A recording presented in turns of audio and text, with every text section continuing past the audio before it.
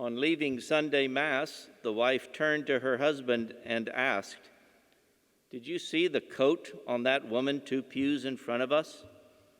And that ghastly hat on the woman across the aisle? And the way that woman behind us was dressed? You would think she just came in from off the beach."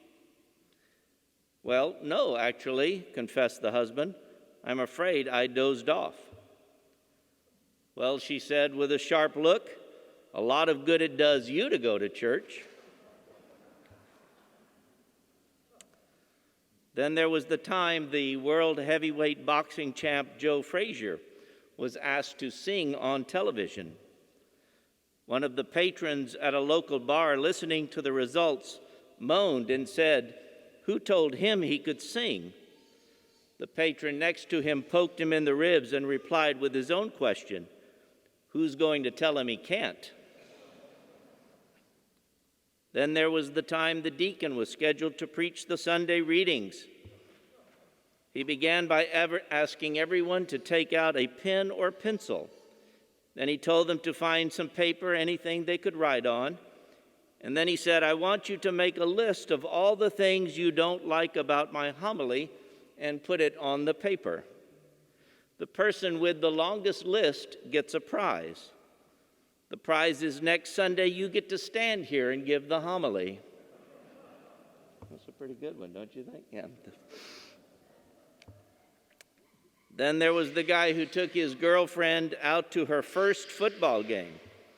Naturally, she didn't understand the game too well. On the first play, the ball carrier broke away and was heading for the end zone when 3 players converged on him and tackled him.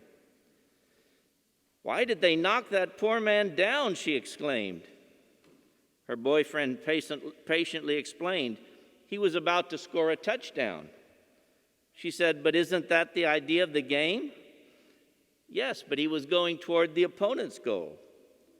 "Well, did they have to knock him down to tell him that?" Then there was the pastor of a small country parish. He wanted to make some needed improvements. He suggested the parish needed a chandelier, and so he put it to a parish vote. All the parishioners voted it down. "Why do you all oppose the purchase of a chandelier?" he asked. "Well, Father," the spokesman said, "first of all, no one can spell it, so how can we order it? Second, no one can play it, even if we get it. And third, what we really need is more light in the church." Then there's the story about Gary Moore, who was a lovable television host of some decades ago. He once announced over the air that he was going to give out St. Christopher medals to all his staff. He received criticism from some viewers who thought he was Jewish and that this was hypocritical of him, giving away a Catholic sacramental. He received criticism from some other viewers who thought he was Catholic and that he was pushing his religion on them. The truth was, Moore was actually Episcopalian, and he responded to the criticism with this comment: "You know, today if I said, 'Happy Mother's Day,' someone's going to write in and say, 'What's the matter? You don't like your father?'" That's the problem with criticism. Sometimes it can be undeserved. Other times it can be uninformed. Sometimes we can be afraid to give it. Sometimes we can be afraid to receive it. Other times we give it away too freely, or we ignore it too freely. In our gospel today, Jesus gives us a formula for giving criticism. Unfortunately, it is very unlikely that anyone will actually follow the formula. What does Jesus say? First of all, make it simple. Go and tell the person you have a problem with what that is. Discuss it between the two of you. And then let it stay there if you resolve the problem. If you talk to the person and it's not working out, but you still feel you're right, well, bring a couple more people along who agree with you. Let the group talk to him. If that still doesn't work, bring it to the church. And only if he ignores the church will you then treat him like a tax collector or a Gentile. Now, I don't think Jesus is concerned necessarily that we follow the exact formula 2,000 years later, but I do believe that he is still very concerned about what motivates our criticism.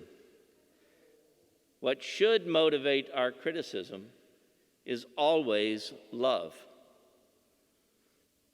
This gospel is paired today with St. Paul's letter to the Romans for this reason. St. Paul tells us, the one who loves another has fulfilled the law. And again, love does no evil to the neighbor. Hence, love is the fulfillment of the law. St. Paul can say this because Christ himself was the fulfillment of the law, and love motivated Christ's whole existence. It is also seen in the first reading when God appoints the prophet Ezekiel as watchman. He is to dissuade the wicked from their ways, not out of some false sense of authority. God is the only authority here, but because he has been entrusted with a duty, and the duty of a watchman was to warn of danger. The watchman stood on the wall of a city and warned if a threat was coming. He did so out of concern for others because he was in the best position to see the threat. Now, I have often said this about our church's teachings, especially teachings that reach out beyond Catholics to others. So many non-Catholics bristle at the notion that the church is always trying to exercise authority over everyone. Actually, when the church speaks out on issues, especially those involving public policy, it is not doing so out of a sense of controlling people's thoughts or actions. It's doing it out of a sense of duty, a responsibility given it by Christ. That we are the watchmen and that there are dangers in acting in certain ways, especially in disregard for human life and dignity, is proven time and time again, not just from the eyes of faith, but from simple human experience. I believe, too, that these scriptures are coming to us at an opportune time. We are just a couple of months away from a very important election in this country, and suddenly criticisms are flying every which way. It is easy for good Christian people to get caught up in this. Suddenly, civility and love are just tossed out the window by everybody in order to win. All right? Some of you right now are thinking, well, the other side started it. Okay. All that does is make it worse. As Christians, we are called not to deal with one another out of criticism, but out of love. To correct out of love. Now, we are the ones then, especially, who have to listen to Jesus today. We have to realize that there is a higher power, a higher authority at work here. We have to treat others, Christian and non-Christian alike, whatever political persuasion they are, with respect, love, and dignity. They deserve it because God tells us so, period. You know, the end of this gospel is important. After telling us all we have to do to properly offer our criticism, when Jesus says, well, then treat them like a Gentile or a tax collector, you may say, well, see, that's what I mean. We can then do whatever we want to them. Really? How did Jesus treat the tax collector and the Gentile?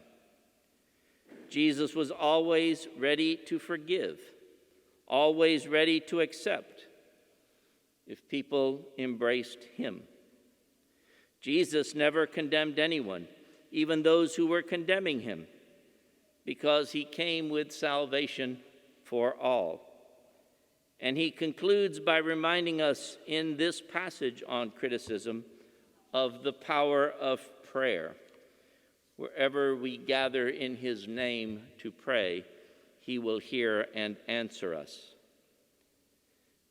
Prayer is the one thing all of us need to do, most especially if we feel strongly about something or if we feel something is wrong. Prayer is the best answer, not constant criticism. Hopefully, brothers and sisters, we can embrace that as the way of Jesus.